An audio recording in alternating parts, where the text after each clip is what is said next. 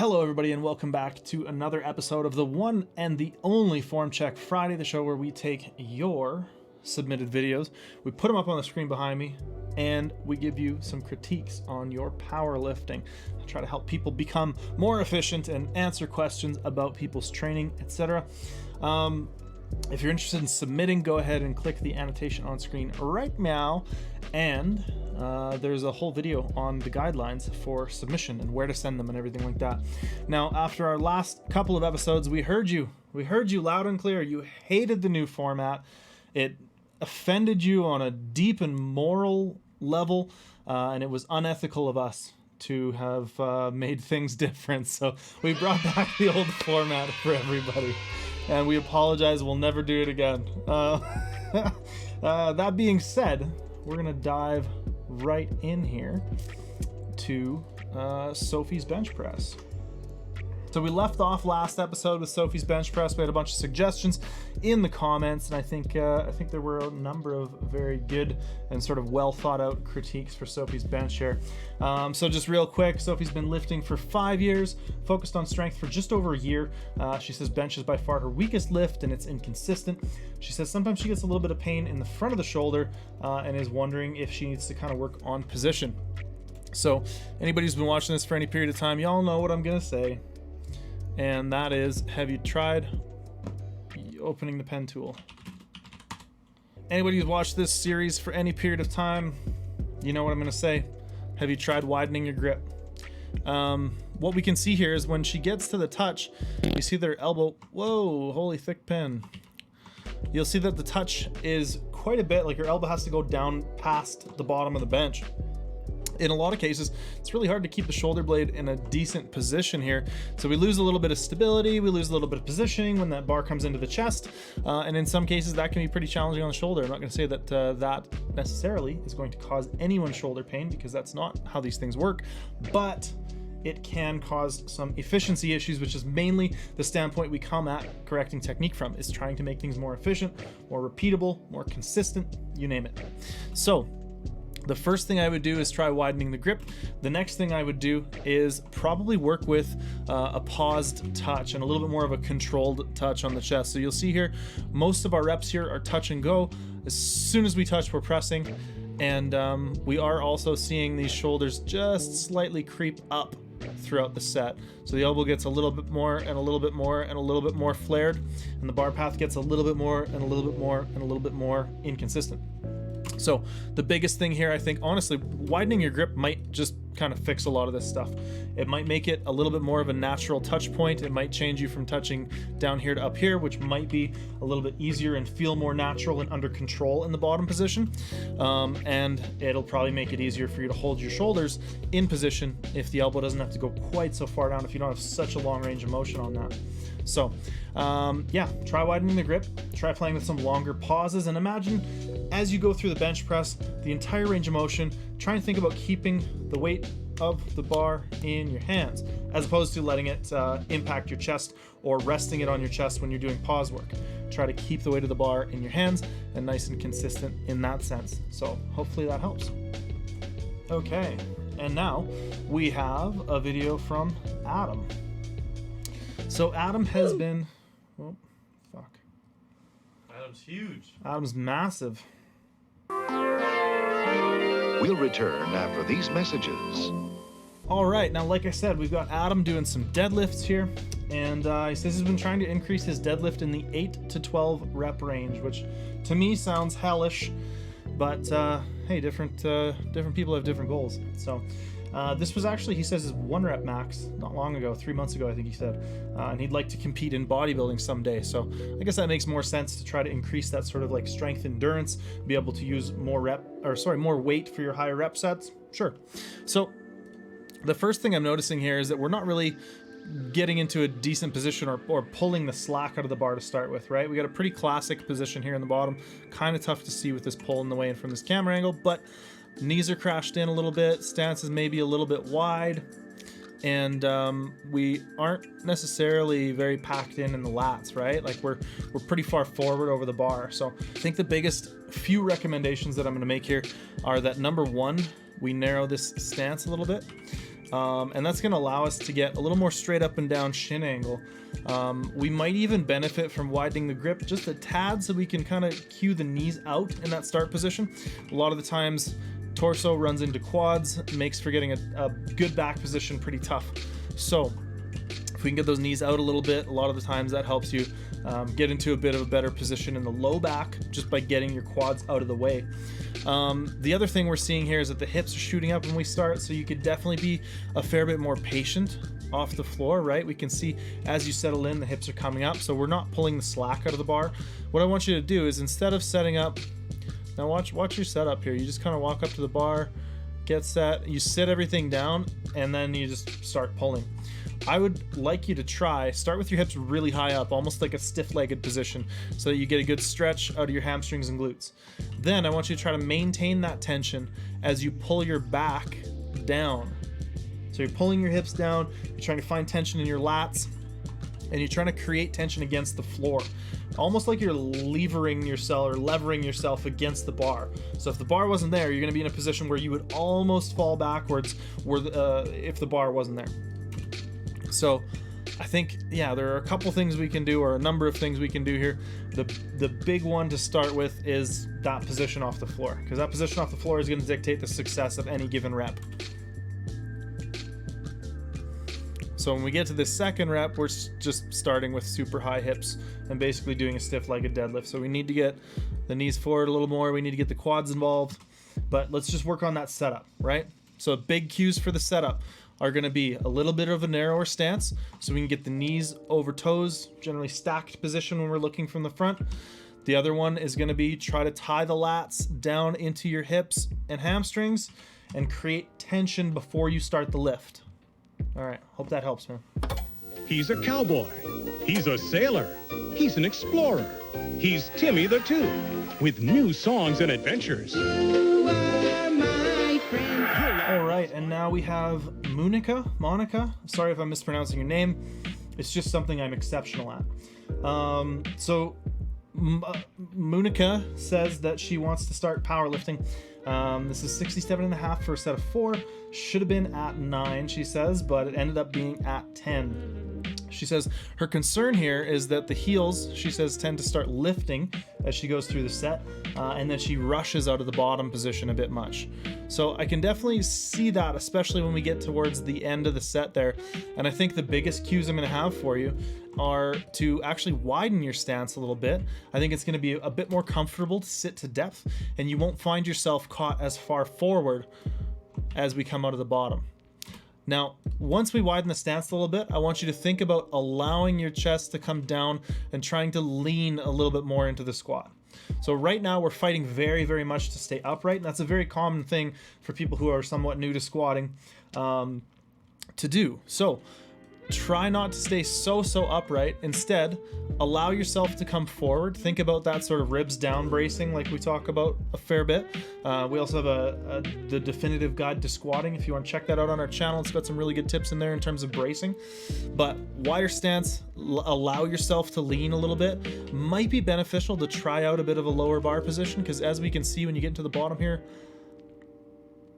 we're in a very high bar position. So perhaps getting that bar a little bit further down on the back will not only lend itself to allowing you to lean and maintain your torso angle instead of getting caught forward trying to stay super upright, but it'll also sort of shorten the lever from the bar to the hips, right?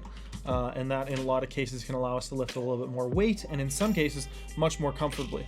So those would be my big things. Try widening the grip. Make sure you're keeping that back nice and tight. Allow yourself to lean, right? Don't worry about staying super upright. Allow yourself to lean. Put that weight back on your heels a little bit and hip hinge into the start of your squat. And now we have another Adam here. Adam's doing some bench press this time. And he says he's 6'4", a hobby lifter. He's been lifting for about 2 years. He says he's a short torso. And 110 kilo bench max. He says a wider grip feels better. He said he had a lot of injuries for a long time. He widened his grip, says that seems to feel better. There's no pain, no problems. But he's a little bit concerned about elbow flare and whether or not his elbows are flaring too much.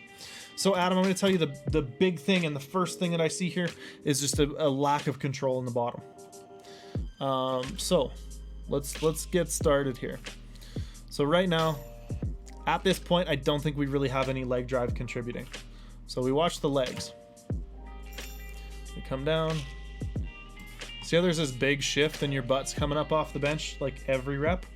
We really need to try to minimize that. So there's a few things we can do. Number one, we can try to pull the feet back a little more, and or like we can move the foot position around, basically. It's tough to say just looking at it, oh, this one's gonna be better, but I do think we can change that foot position to try to create a little more consistent leg drive.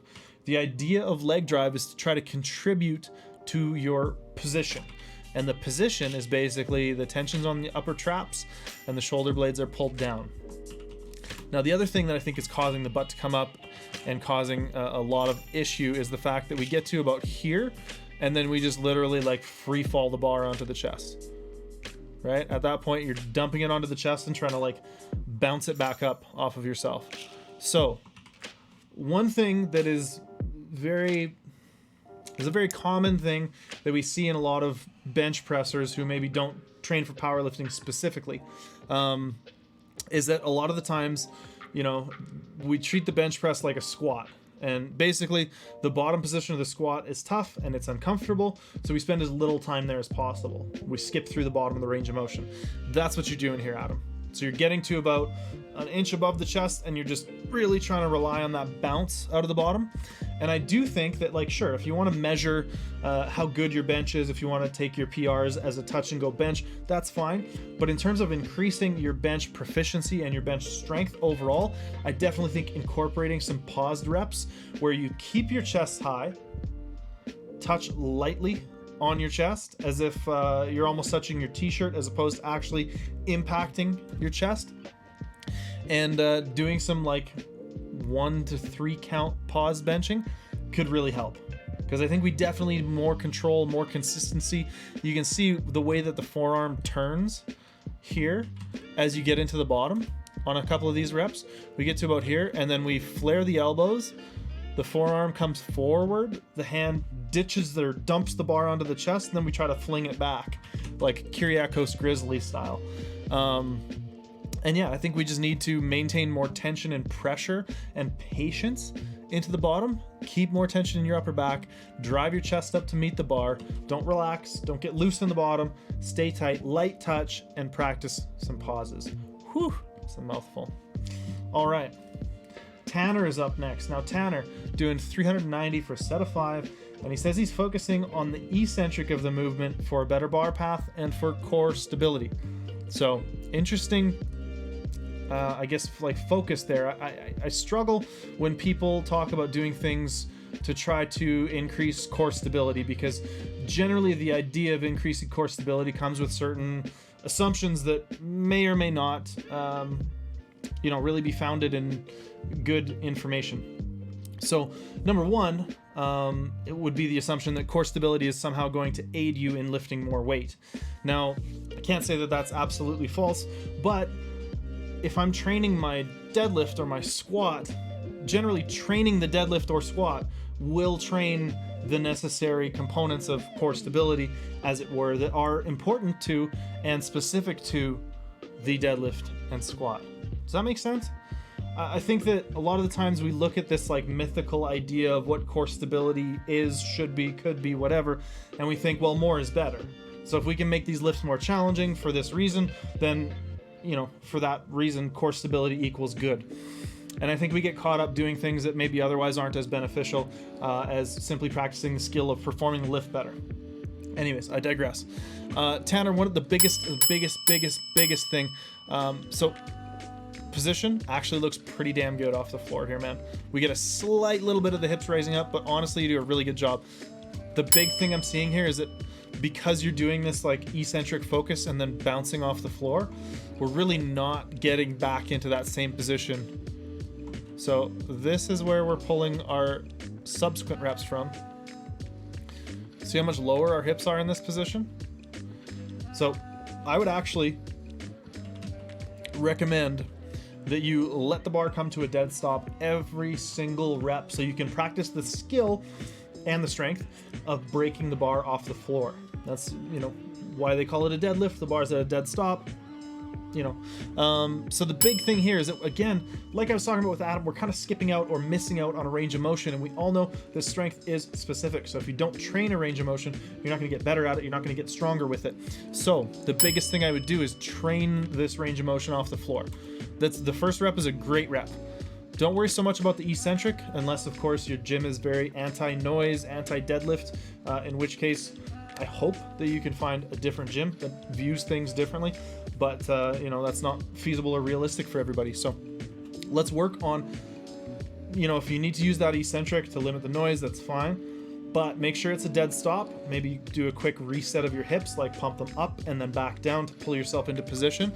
And then let's get a good solid set of reps, each rep from a dead stop, each rep breaking the bar from the floor. We're getting a little bit stiff-legged as this set goes on, right? I think that first rep, one of the things you did well was you dropped your hips a little bit, you let your knees forward a little bit, and you probably got a little bit more quad in the sort of initial push of the movement, right? We were in a little bit more upright torso position, and I think generally speaking, that's where you're gonna wanna be. But the biggest thing is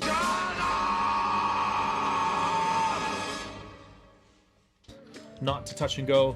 Don't worry so much about the eccentric. If you're worried about core stability for some reason other than powerlifting performance, sure, I can't really tell you not to, but I think in terms of powerlifting performance, I don't know that there's this like sort of mystical idea of core stability that needs to be pursued and achieved at all costs, because it will enhance your powerlifting performance. So that's just my 2 cents. And now we have George. So George is doing some squats here. He says he wants to get into powerlifting. He's had a pretty decent laundry list of injuries with his shoulders and his low back. So he says he has no pain in squats currently, but he had a few questions. So he was wondering if he should stretch his chest more, if he should get into a lower bar position. And he also wants to know how he could activate his glutes without switching to low bar, if that's possible. So I know a lot of people out there watching this have probably been following along with Form Check Friday for quite some time.